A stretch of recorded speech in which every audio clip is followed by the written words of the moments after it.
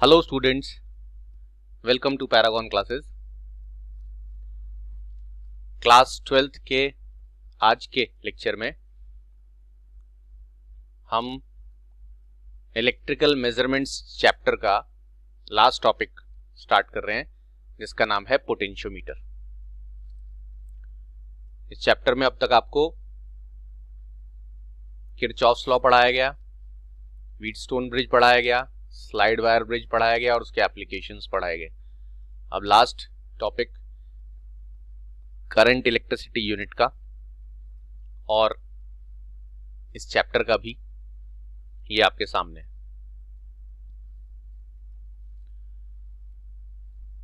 तो जैसा कि आप देख रहे हैं, आज की हेडिंग और आज का टॉपिक है पोटेंशियोमीटर। सबसे पहले पोटेंशियोमीटर का इंट्रोडक्शन करते हैं। आपके सामने लिखा है, a potentiometer is used to compare EMF of two cells और to measure internal resistance of a cell. कहने का मतलब यह है कि पोटेंशियोमीटर एक डिवाइस है, जैसे कि स्लाइड वायर ब्रिज एक डिवाइस था, डिवाइस कह लो, इंस्ट्रूमेंट कह लो, जो कि कुछ काम आता है।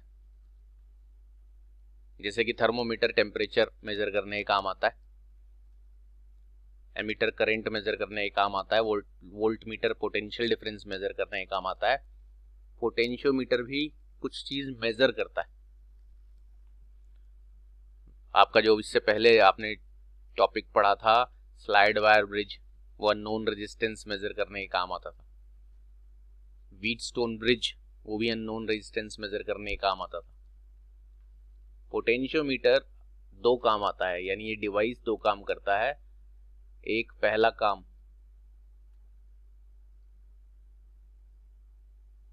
ये है, वो पहला काम compare EMF of two cells. अगर आपको दो सेल दिए गए, एक सेल का ईएमएफ है E1 और दूसरे सेल का ईएमएफ है E2।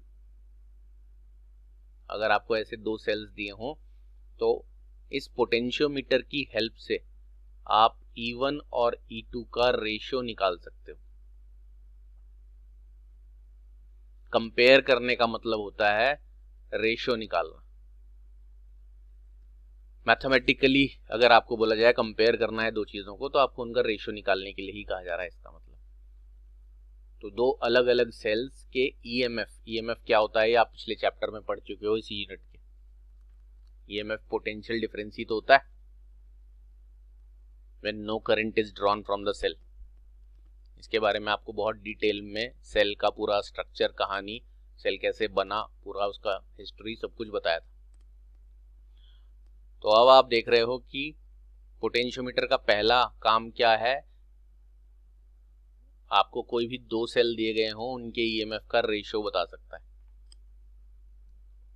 और दूसरा काम क्या है, to measure internal resistance of cell. आपको कोई सेल दिया गया हो, उस सेल का इंटरनल रेजिस्टेंस भी होता है। ये टॉपिक भी, इंटरनल रेजिस्टेंस क्या होता है और उसका फॉर्मूला वगैरह, ये सब आपको पढ़ा दिया गया था। तो सेल का इंटरनल रेजिस्टेंस फाइंड आउट करने का काम आता है। तो पहला एप्लीकेशन या पहला इसका यूज पोटेंशियोमीटर का ये है, और दूसरा यूज ये है। ये दोनों यूजेस कैसे होते हैं, ये भी आपको पूरा प्रोसीजर समझाया जाएगा। अब पोटेंशियोमीटर क्या काम करता है, ये उसका इंट्रोडक्शन है। इंट्रोडक्शन के बाद पोटेंशियोमीटर का प्रिंसिपल और उसका कंस्ट्रक्शन, देन उसका वर्किंग सिखाया जाएगा। तो पहले हम पोटेंशियोमीटर का प्रिंसिपल सीख लेते हैं, फिर उसका सीखेंगे कंस्ट्रक्शन, और फिर उसका सीखेंगे हम वर्किंग, यानी उसके एप्लीकेशंस। तो पोटेंशियोमीटर का प्रिंसिपल क्या है, पहले वो सीख लें, और उस प्रिंसिपल को पोटेंशियोमीटर में कैसे अप्लाई करते हैं वो भी सिखाया जाएगा। मैं बच्चों को ये बात याद दिला दूं कि दुनिया का कोई भी डिवाइस किसी न किसी प्रिंसिपल पर काम करता है, हिंदी में उसे सिद्धांत कहते हैं। और वो प्रिंसिपल जिस पर वो काम करता है वो प्रिंसिपल एक नेचुरल फिनोमिनन होता है। आप दुनिया के किसी भी डिवाइस को उठाकर देख लो, नेचुरल फिनोमिनन मतलब नेचर में अपने आप होने वाली कोई भी प्रोसेस। फॉर एग्जाम्पल अगर आप थर्मोमीटर यूज करते हो, जो मरकरी थर्मोमीटर की बात कर रहा हूं मैं, भी फिलहाल डिजिटल थर्मोमीटर की बात नहीं कर रहे हम। मरकरी थर्मोमीटर अगर आप यूज करते हो तो मरकरी थर्मोमीटर किस प्रिंसिपल पर बेस्ड होता है? वो एक नेचुरल फिनोमिनन है जिसका नाम है थर्मल एक्सपेंशन। मरकरी थर्मोमीटर को आप जिस भी चीज में डालते हो टेम्परेचर मेजर करने के लिए, उस चीज की हीट से उस थर्मोमीटर के अंदर जो मरकरी है वो एक्सपैंड होता है, और ये थर्मल एक्सपेंशन एक नेचुरल फिनोमिनन है, मरकरी की नेचुरल प्रॉपर्टी। तो ऐसे दुनिया में आप किसी भी डिवाइस का नाम लोगे वो किसी नेचुरल प्रॉपर्टी पर डिपेंड करेगा। यहाँ वो नेचुरल प्रॉपर्टी पहले आप समझ लें, फिर पोटेंशियोमीटर को डिटेल में समझेंगे। तो प्रिंसिपल यानी सिद्धांत क्या है पोटेंशियोमीटर का? The principle of a potentiometer states that when a constant current is passed through a wire of uniform area of cross section, then the potential drop, potential drop का मतलब पोटेंशियल डिफरेंस है, across any portion of wire is directly proportional to the length of that portion। अब ये एक साथ पढ़ने में बच्चों को थोड़ी सी दिक्कत हो जाती है कई बार समझने में, तो मैं आपको इस पूरे प्रिंसिपल को लाइन बाय लाइन ब्रेकअप करके और सॉल्व करके प्रूव करके सब कुछ दिखाता हूं। प्रैक्टिकली कैसे होगा फिर आपको ये से दिखाया जाएगा। तो principle of potentiometer states that, यहां तक तो कुछ समझने वाली चीज नहीं है। यहां से शुरू होता है, when a constant current is passed through a wire. अगर आपके पास कोई वायर है,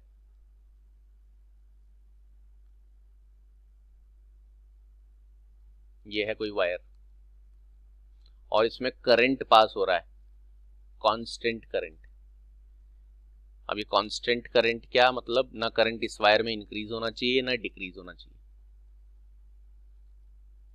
और इस वायर का जो एरिया ऑफ क्रॉस सेक्शन है, ये चीज, ये यूनिफॉर्म होना चाहिए। तो यूनिफॉर्म के लिए मैं एक अच्छा सा डायग्राम बना देता हूं जिससे wire uniform area of cross section का दिखाई देगा। तो जैसे कि ये आपके पास एक वायर है, इस वायर में जो करंट फ्लो कर रहा है अगर वो कांस्टेंट है, पोटेंशियोमीटर का प्रिंसिपल कहता है कि दुनिया के किसी भी वायर में अगर कांस्टेंट करंट फ्लो करवाया जाए, यानी करंट बार बार इंक्रीज डिक्रीज नहीं होना चाहिए, एक fix value of current flow कराया जाए, लेट अस सपोज ए से बी तक, और ये जो वायर का ये कहलाता है, ये इसका एरिया ऑफ क्रॉस सेक्शन है, ये पूरे वायर का सेम हो, यानी कहीं से वायर मोटा कहीं से पतला नहीं होना चाहिए। ये दो कंडीशन, करंट कैसा होना चाहिए? कांस्टेंट, और area of cross section small a से डिनोट कर देता हूं, एरिया ऑफ क्रॉस सेक्शन भी यूनिफॉर्म होना चाहिए। यूनिफॉर्म मतलब एक जैसा हर तरफ से। अगर ये दोनों कंडीशन हैं तो वायर के दो एंड्स के बीच का जो पोटेंशियल डिफरेंस होता है, लेट अस सपोज ए से बी तक का पोटेंशियल डिफरेंस आप फाइंड आउट कर रहे हो, वो डायरेक्टली प्रोपोर्शनल होगा वायर की लेंथ के, वायर की लेंथ के। यानी जितना ज्यादा वायर की लेंथ होगी उसके दो एंड्स के बीच पोटेंशियल डिफरेंस उतना ही ज्यादा होगा। तो ये इस प्रिंसिपल का मीनिंग है। ये एक नेचुरल फिनोमिनन है, ऐसा अपने आप होता है। मैं आपको प्रूव करके भी दिखाऊंगा अभी कैसा कैसे होता है। तो क्या बोल रहा है ये? When a constant current is passed through a wire of uniform area of cross section, area of section भी ठीक है, वैसे क्रॉस सेक्शन लिख देना चाहिए, क्रॉस सेक्शन से पता चल जाता है कि वायर की मोटाई की बात हो रही है। कितना मोटा वायर है, कहीं से पतला मोटा नहीं होना चाहिए, एक जैसा होना चाहिए। Then the potential drop, potential drop का मतलब पोटेंशियल डिफरेंस ही होता है, ये थोड़ी टेक्निकल हाई फाई भाषा में ऐसा लिख देते हैं। देन द पोटेंशियल ड्रॉप यानी potential difference across any portion of the wire is directly proportional to the length of that portion, यानी यहां से यहां तक के पोर्शन का जो पोटेंशियल डिफरेंस है या किसी भी पोर्शन तक का पोटेंशियल डिफरेंस है वो उस पोर्शन की लेंथ के डायरेक्टली प्रोपोर्शनल होगा। ये बात अच्छी तरह याद कर लें, दिमाग में फिट कर लें, समझ के अगर आप दिमाग में फिट कर लेते हो तो वो हमेशा के लिए याद होती है। आपको बार बार पोटेंशियोमीटर की तैयारी करते समय इस स्टेटमेंट को बार बार रिवाइज करने और रटने की जरूरत नहीं पड़नी चाहिए। ये एक नेचुरल फिनोमिनन की तरह आपको याद होना चाहिए कि हाँ जी, पानी जो है वो बहाव बन के ऊपर जाता है और फिर बादल बन के बारिश की फॉर्म में नीचे आता है। ये आपको रोज रोज याद नहीं करना पड़ता, ये जनरल नॉलेज ऑफ फिजिक्स है। तो जितने भी हमारे नेचुरल फिनोमिनन हैं वो आपको जनरल नॉलेज की तरह एक बार बताए जाने पर हमेशा के लिए याद होने चाहिए। ये भी उनमें से ही एक फिनोमिनन है। क्या है फिनोमिनन? कि जब भी एक कांस्टेंट करंट पास होगा किसी वायर में जो कि uniform area of cross section का वायर हो, यानी वायर में करंट भी फिक्स रहे और वायर का एरिया भी हर तरफ सेम हो, अगर ऐसा हो रहा है तो उस वायर के दो एंड्स के बीच का पोटेंशियल डिफरेंस या उस वायर के किसी भी दो जगहों के बीच का पोटेंशियल डिफरेंस डायरेक्टली प्रोपोर्शनल होता है उस वायर की लेंथ के। तो अब ये इस फॉर्म में बताने पर हमेशा याद रहता है और इसी फॉर्म में आपको समझना और याद रखना है। जब आपको लिखने के लिए आए तो आप इसका इंग्लिश वर्जन बना लोगे, कितना भी गलत बनाओगे उसका मीनिंग यही निकलेगा। कितना भी गलत से मतलब अगर ग्रामेटिकली किसी बच्चे को लिखने में थोड़ी बहुत दिक्कत हो भी जाती है प्रॉपर इंग्लिश लिखने में, तो भी उसका मीनिंग तो यही बैठेगा और वो गलत नहीं माना जाएगा, फुल मार्क्स मिलेंगे। तो क्या बोलते हैं, एक बार हिंदी और इंग्लिश दोनों में सुन लो। पहले इंग्लिश में सुनो, लिखना वही होता है। When a constant current is passed through a wire of uniform area of cross section, then the potential difference across any portion of the wire is directly proportional to the length of the wire. और आसान भाषा में कि अगर किसी wire में constant current यानी fix value of current flow करता है और उस वायर का एरिया ऑफ क्रॉस सेक्शन भी हर तरफ सेम है, तो उस वायर के दो एंड्स के बीच का पोटेंशियल डिफरेंस डायरेक्टली प्रोपोर्शनल होता है वायर की लेंथ के। अब ये बात एक स्टेटमेंट के तौर पे आपको बता तो दी गई ऐसा ऐसा होता है, ये बात आपको प्रूव भी करवा देते हैं कि ऐसा क्या सच में होता है। तो प्रूव कराने के लिए मैं यहाँ साइड में ये बात लिख देता हूं कि आपको कहा क्या गया था कि पोटेंशियल डिफरेंस डायरेक्टली प्रोपोर्शनल होगा वायर की लेंथ के। लेकिन अगर आप ये बात साबित करना चाहते हो थ्योरेटिकली, तो साबित करने के लिए भी आपको दिखा देते हैं कि यू कैन प्रूव दिस।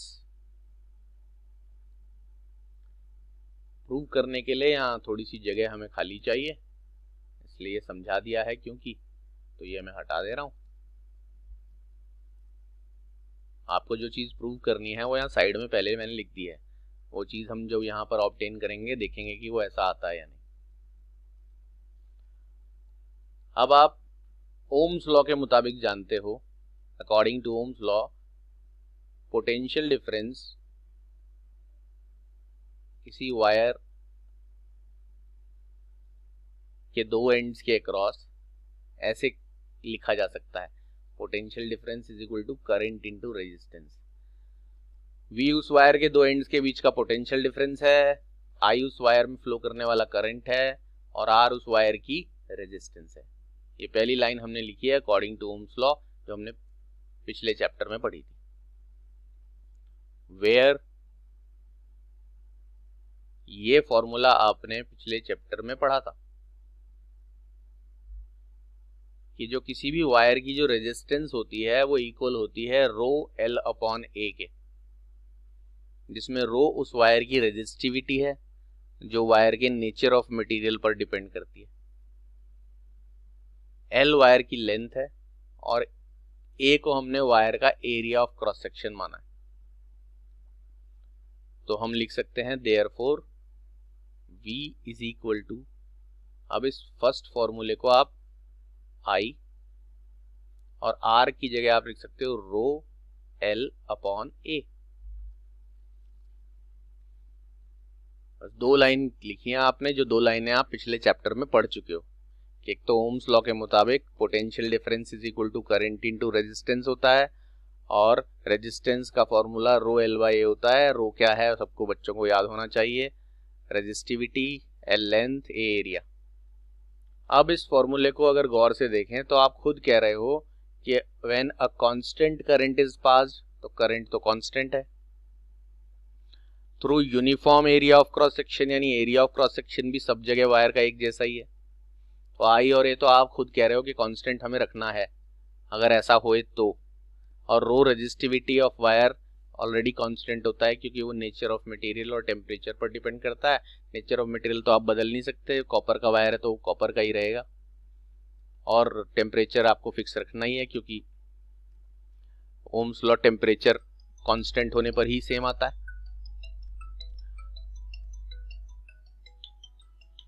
तो अब आपके पास करंट आपने खुद ही कांस्टेंट लिया है, एरिया कांस्टेंट लेना है, रेजिस्टिविटी चेंज नहीं कर सकते, कॉपर का मटेरियल है तो कॉपर का ही रहेगा, टेम्परेचर आपको फिक्स रखना है क्योंकि ओम्स लॉ की कंडीशन थी, ये ओम्स लॉ टेम्परेचर फिक्स पर ही काम करता है।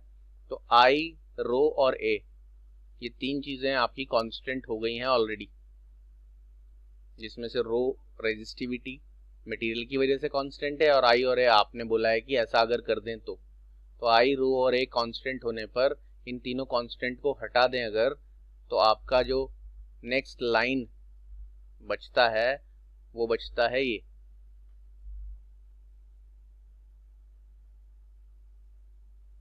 क्योंकि इतने पोर्शन को आप हटा देते हो जो कि कांस्टेंट है।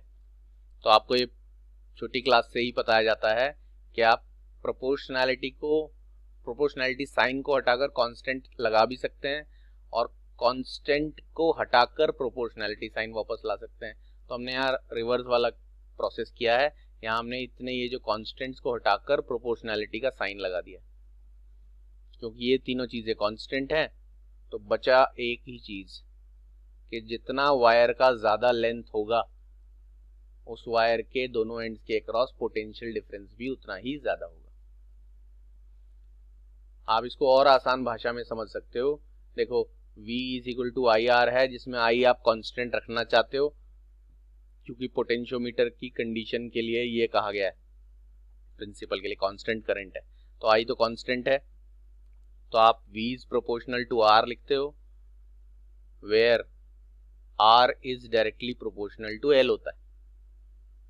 तो आप ऐसे भी समझ सकते हो कि V is equal to I R Ohm's law के मुताबिक, अगर I इज कांस्टेंट तो V is proportional to R, यानी पोटेंशियल डिफरेंस उतना ज्यादा होगा जितनी रेजिस्टेंस ज्यादा होगी, और रेजिस्टेंस कब ज्यादा होगी, जब वायर की लेंथ ज्यादा होगी। तो रेजिस्टेंस क्योंकि लेंथ पर डिपेंड करता है और पोटेंशियल डिफरेंस रेजिस्टेंस पर डिपेंड करता है, तो क्योंकि पोटेंशियल डिफरेंस रेजिस्टेंस के प्रोपोर्शनल है और रेजिस्टेंस लेंथ के प्रोपोर्शनल है, तो इनडायरेक्टली पोटेंशियल डिफरेंस लेंथ के डायरेक्टली प्रोपोर्शनल होगा। तो ये आपका प्रिंसिपल प्रूव भी हो गया कि हाँ सच में किसी भी वायर का जो पोटेंशियल डिफरेंस है वो डायरेक्टली प्रोपोर्शनल होता है उसकी लेंथ के।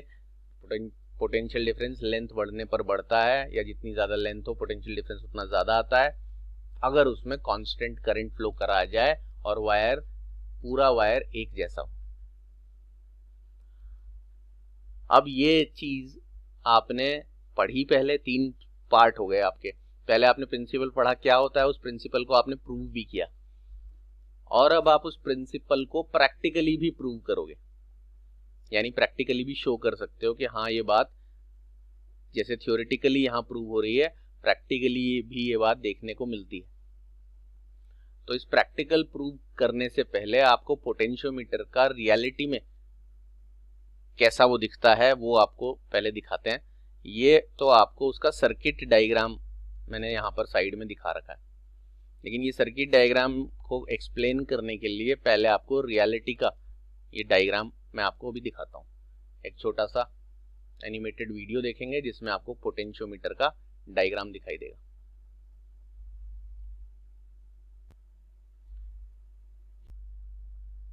तो अब आपके सामने आएगा पोटेंशियोमीटर का डायग्राम, दिखाते हैं। ये आपके पास एक पोटेंशियोमीटर का डायग्राम है, मतलब रियलिटी में पोटेंशियोमीटर दिखता कैसा है वो आपको दिखा रहे हैं।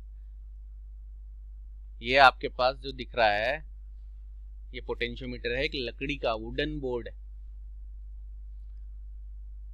और ये जो लकड़ी का आपको बोर्ड दिखाई दे रहा है इसमें क्या क्या चीजें हैं वो आपको दिखेंगी। अभी जो जो पॉइंट हाईलाइट होगा वो सब कुछ दिखेगा, और जो जो पॉइंट हाईलाइट होगा वो मैं आपको यहां से नरेट करूंगा। तो ये टेबल पर रखा हुआ पोटेंशियोमीटर का डायग्राम है। अभी कैसे कंस्ट्रक्ट होता है, ये 1 2 3 4 आप देख रहे हो, ये वायर है कॉन्स्टेंटेन का बना हुआ, ठीक है जी। 4 ऐसे वायर्स बंधे हैं, चारों वायर कॉन्स्टेंटेन नाम के अलॉय के हैं,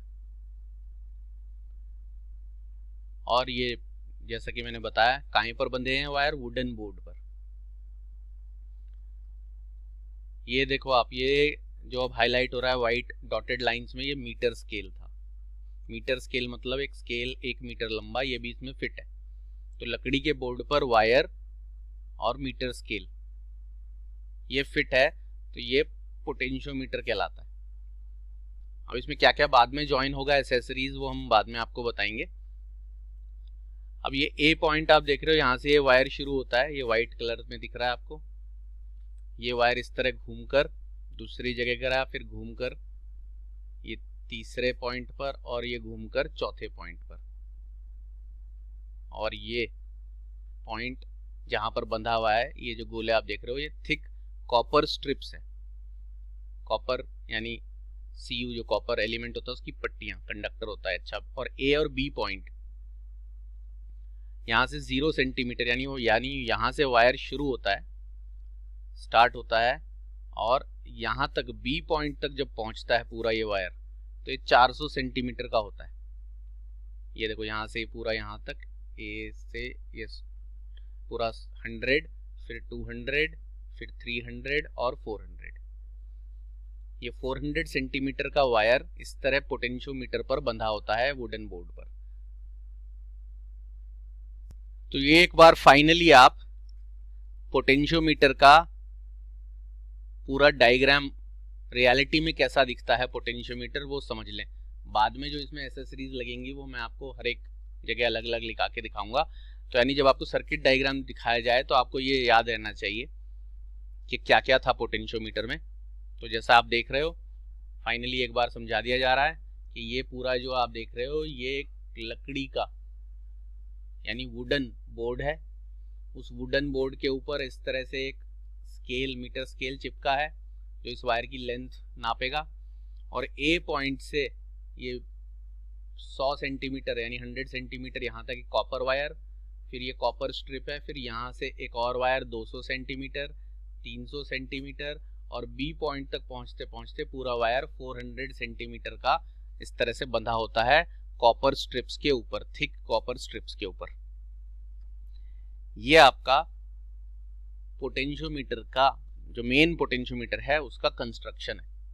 तो आप ऐसा बोल सकते हो पोटेंशियोमीटर क्या है, एक वुडन बोर्ड के ऊपर एक मीटर स्केल फिट किया जाता है और 400 सेंटीमीटर का कॉन्स्टेंटिन या मैंगनीन का वायर इस पर बांधा जाता है। तो लकड़ी के तख्ते पर 400 सेंटीमीटर का वायर बंधा है और उसके पैरेलल स्केल है। बस इतना आपका पोटेंशियोमीटर होता है। अब ये काम कैसे करेगा वो सब आपको दिखाते हैं। तो अब बच्चों को दिखाते हैं जो पोटेंशियोमीटर आपको दिखाया उसका ये सर्किट डायग्राम।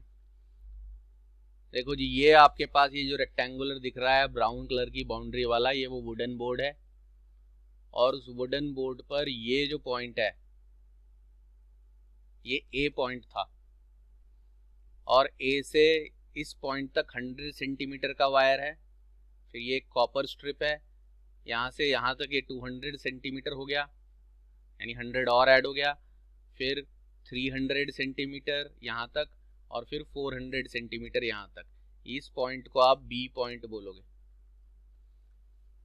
तो ये वुडन बोर्ड के ऊपर ए से बी तक पूरा 400 सेंटीमीटर का कॉन्स्टेंटेन वायर बांध दिया गया है।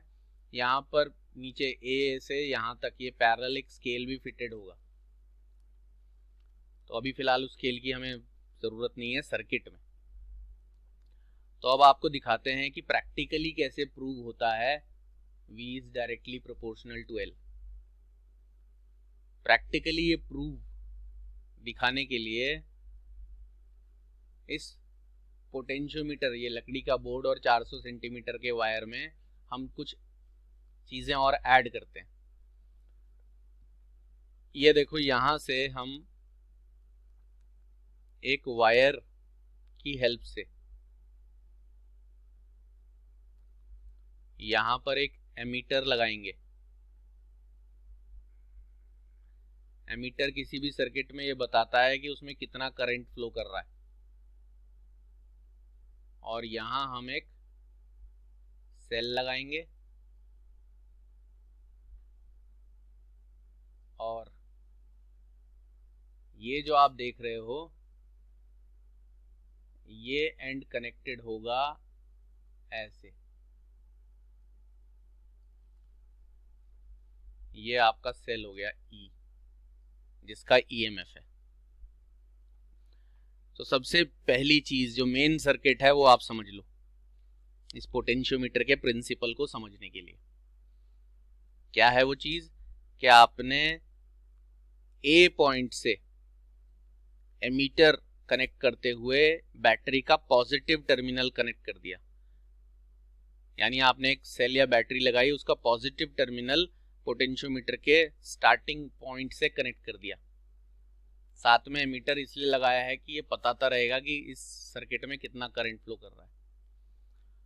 और उसी सेल का जो नेगेटिव टर्मिनल है वो यहां से होता हुआ बी पॉइंट पर कनेक्ट कर दिया है। ये सेल का नेगेटिव टर्मिनल कहां कनेक्ट कर दिया है? बी पॉइंट पर। और ये जो आप सिंबल देख रहे हो कि एक रेजिस्टेंस जैसा चीज है, उसके ऊपर एक एरो है, इस सिंबल का नाम है रेहोस्टैट। ये हम आपको दिखाएंगे कि रेहोस्टैट असली में कैसा दिखता है। फिलहाल आप इतना समझ लो कि रेहोस्टैट एक ऐसा डिवाइस होता है जिसकी हेल्प से हम यहां पर रेजिस्टेंस को इंक्रीज या डिक्रीज कर सकते हैं अपनी मर्जी से। जैसा रेजिस्टेंस बॉक्स होता था, उसमें आप वो कीज निकाल के, जिन बच्चों ने पहले लेक्चर देखे हैं उनको याद होगा, कीज निकाल के आप रेजिस्टेंस को अपनी मर्जी से चेंज कर सकते थे।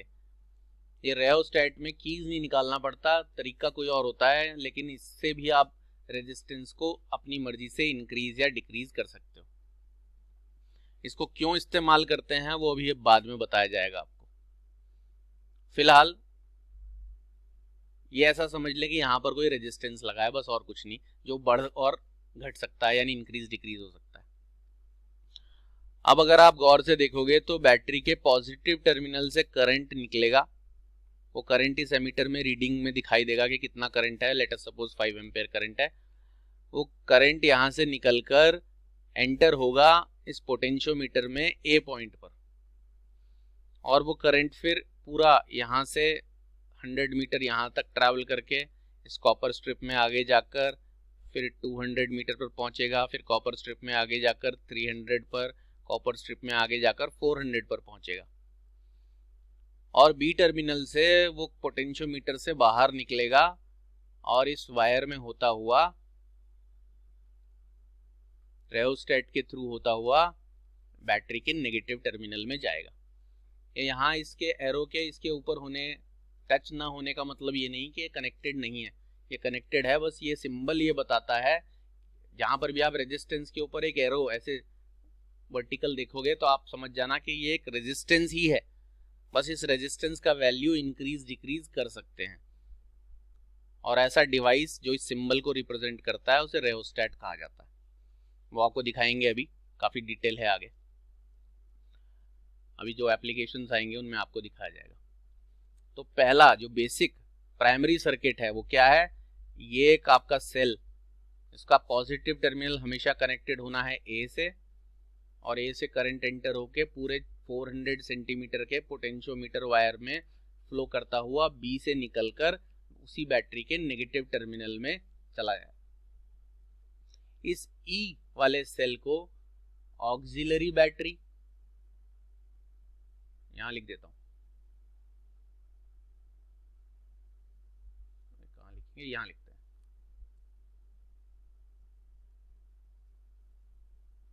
ऑक्सिलरी बैटरी या ड्राइवर बैटरी बोलते हैं, ये इसके नाम होते हैं, ऑक्सिलरी या ड्राइवर बैटरी बोलते हैं इस सेल को। और ध्यान रहे ये वाला सेल के पॉजिटिव टर्मिनल से निकला हुआ करंट ए पॉइंट से एंटर होके पूरे वायर में फ्लो करता हुआ बी पॉइंट से निकलता है और नेगेटिव टर्मिनल में जाता है। यानी इस सेल का काम है पूरे 400 सेंटीमीटर यानी 400 सेंटीमीटर पोटेंशियोमीटर वायर में करंट फ्लो कराना। अब इस वायर में करंट जो फ्लो कर रहा है, लेट अस सपोज वो करंट आई है। अब आपको ये चीज प्रूव करनी है ना कि किसी भी वायर में जब करंट फ्लो करता है तो उसके दो एंड्स के बीच का जो पोटेंशियल डिफरेंस है वो डायरेक्टली प्रोपोर्शनल होता है लेंथ के। तो उसके लिए हम क्या करेंगे वो देखें। इस टर्मिनल से, मैं यहां पर दूसरे कलर से कर देता हूं, इस टर्मिनल से आप ऐसे एक वोल्ट मीटर कनेक्ट कर लो। यानी आप एक वोल्ट मीटर ले लो और उस वोल्ट मीटर का एक टर्मिनल ए पॉइंट पर कनेक्ट कर दो और दूसरा टर्मिनल कनेक्ट कर दो यहां पर। और ये टर्मिनल जो दूसरा है वो ये कनेक्शन लेकर, ये जो आप एरो देख रहे हो ये एरो जॉकी है। और जॉकी कैसा दिखता है वो आपको बता दिया गया था स्लाइड वायर ब्रिज में, पूरा डिटेल में बताया था जॉकी क्या है। आपके हाथ में पकड़ा होता है जॉकी, जिससे आप बैलेंसिंग लेंथ ढूंढते थे वहां पर। बस यहां पर आपने वही जॉकी वोल्ट मीटर के साथ कनेक्ट करना है। एक एंड वोल्ट मीटर से जॉकी का कनेक्टेड है, दूसरा वोल्ट मीटर का एंड ए पॉइंट पर कनेक्टेड है। और वोल्ट मीटर क्या मेजर करता है, पोटेंशियल डिफरेंस। तो अब होगा क्या कि आप इस जॉकी को जरूरी नहीं यहीं पर टच कराओ, आप उसको यहां पर भी टच करा सकते हो, यहां पर भी टच करा सकते हो, कहीं पर भी टच करा सकते हो। जहां पर ये फिलहाल टच कराया हुआ है जॉकी को, जब आप इस पॉइंट पर टच कराओगे तो इस वोल्ट मीटर में ए पॉइंट से लेके, देखो ये 100, ये 200 और ये 200 कुछ 60 या 70 तक आ गए। यहाँ पर आगे जाएंगे तो 300 पे पहुंच जाएंगे। तो इस वोल्ट मीटर में ए से लेके जहां जॉकी टच किया है उस पॉइंट तक का पोटेंशियल डिफरेंस दिखाई देगा रीडिंग के तौर पर। जैसे एमीटर रीड करता है करंट को, ऐसे वोल्ट मीटर रीड करता है पोटेंशियल डिफरेंस को। तो जब आप इस वोल्ट मीटर को ए पॉइंट पर कनेक्ट करोगे और दूसरा वोल्ट मीटर का टर्मिनल जॉकी से कनेक्ट करोगे और जॉकी को जिस भी पॉइंट पर रखोगे वायर में, ए से उस पॉइंट तक का पोटेंशियल डिफरेंस आपको दिखाई देगा। अगर आपने इस जॉकी को यहां रखने के बजाय यहां रखा होता, लेट अस सपोज ऐसे डॉटेड बना देता हूं, यहां रखने के बजाय यहां रखा होता तो आपको इस वोल्ट मीटर में ए पॉइंट से लेके ये 100 और ये यहां तक सिर्फ 100 प्लस, अगर बिल्कुल सेंटर में रखोगे तो 150, इसके ऊपर वाले यहां सेंटर पे रखोगे तो 100, 200 और फिर 50, और इसके बिल्कुल यहां सेंटर में रखोगे मिडिल पॉइंट पर तो यहां तक 300 और फिर 50, यहां रख दोगे तो 400। यानी वोल्ट मीटर में ए पॉइंट से लेके वहां तक का पोटेंशियल डिफरेंस रिकॉर्ड होगा जहां आपने जॉकी रखा है। और जितनी दूर ए पॉइंट से, जितनी ज्यादा दूर आप जॉकी रखोगे, यानी उतने ज्यादा लेंथ ऑफ वायर का पोटेंशियल डिफरेंस फाइंड आउट कर रहे हो प्रैक्टिकली। और इसमें आपको प्रैक्टिकली देखने पर पता चलेगा कि आप इस जॉकी को ए पॉइंट से जितना ज्यादा दूर रखोगे, ए पॉइंट से यहां रख दिया 100 मीटर दूर रख दिया, मतलब 100 सेंटीमीटर, सॉरी, ए पॉइंट से अगर आपने इस पॉइंट पर रख दिया तो 100 सेंटीमीटर दूर रख दिया, यहाँ रख दिया तो 200 सेंटीमीटर दूर रख दिया, यहाँ मिडिल में रख दिया तो 250, 300, ऐसे कितने भी दूर रखोगे, जितने ज्यादा दूर आप जॉकी को रखते जाओगे इस वोल्ट मीटर की रीडिंग उतनी ज्यादा आएगी। तो इससे प्रूव क्या होगा कि वोल्ट मीटर की रीडिंग डायरेक्टली प्रोपोर्शनल है वायर की लेंथ के। और ये तब होगा जब आप इस एमीटर से ये इंश्योर करोगे, मतलब इस एमीटर को देखने पर आपको ये पता होना चाहिए कि करंट की वैल्यू कांस्टेंट है, करंट इंक्रीज डिक्रीज होए तब ऐसा नहीं होगा। तो ये एमीटर लगाया ही इसलिए है कि आप देख सको कि करंट इंक्रीज डिक्रीज तो नहीं हो रहा। और अगर करंट इंक्रीज होने लगे तो आप ये रेओस्टैट से रेजिस्टेंस को, मैंने बताया था, चेंज कर सकते हैं। आप करंट अगर इंक्रीज होने लग जाता है, रेओस्टैट से रेजिस्टेंस इंक्रीज कर दो, करंट वापस अपनी नॉर्मल वैल्यू पर आ जाएगा। करंट अगर डिक्रीज होने लग जाता है, जो एमीटर देख के आपको पता चल जाएगा, तो रेजिस्टेंस को डिक्रीज कर दो, करंट वापस राइज हो जाएगा। तो आपको इस रेओस्टैट से करंट को कंट्रोल करना है कि वो इंक्रीज डिक्रीज ना हो जाए, क्योंकि रेजिस्टेंस बढ़ाने पर करंट कम हो जाता है, रेजिस्टेंस कम करने पर करंट बढ़ जाता है। तो रेओस्टैट से करंट को कांस्टेंट रखना है, इंक्रीज डिक्रीज होने से बचाना है। और बैटरी से निकलने वाला करंट अगर कांस्टेंट हुआ, और ये वायर ऑफ द ये पोटेंशियोमीटर तो सेम है सब जगह, ना कहीं से मोटा है ना कहीं से पतला है, तो आपकी दोनों कंडीशन सेटिस्फाई हो रही हैं, कांस्टेंट करंट भी है और uniform area of cross section भी है, तब आपका जो पोटेंशियल डिफरेंस इस वोल्ट मीटर में दिखाई देगा वो डायरेक्टली प्रोपोर्शनल होगा वायर की लेंथ के। और कहाँ तक की लेंथ? ए पॉइंट से जहां जॉकी लगाओगे वहां तक की लेंथ का पोटेंशियल डिफरेंस इसमें रिकॉर्ड होगा। तो जैसे आपने थ्योरेटिकली ये फॉर्मूले से विद रीजन ये चीज प्रूव कर दिया था कि पोटेंशियल डिफरेंस जो है वायर का वो डायरेक्टली प्रोपोर्शनल होता है लेंथ के, अब आप प्रैक्टिकली भी देखकर प्रूव कर सकते हो। ये अपरेटस अगर आप यूज करोगे तो आपको इसकी सर्किट अरेंजमेंट कैसी करनी है वो बहुत आसान है।